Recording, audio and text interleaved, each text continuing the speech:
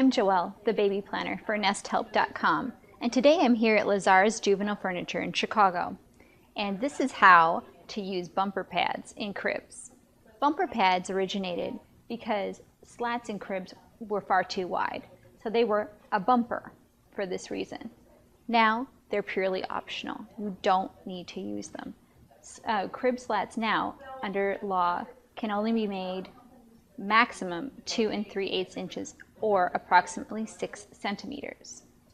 When you're securing the bumper pad, make sure you tie the top and the bottom and secure it as far down as it will go towards the mattress. This will ensure a good fit.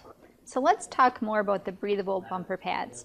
First off, they're breathable, but they still prevent arms and legs from getting through the sides. They also tuck under the mattress so that baby can't get between the bumper and the mattress, thus being a little more safe. So if you're going to go with a bumper pad, I'm going to recommend the breathable one, hands down. I'm Joelle, the baby planner with NestHelp.com.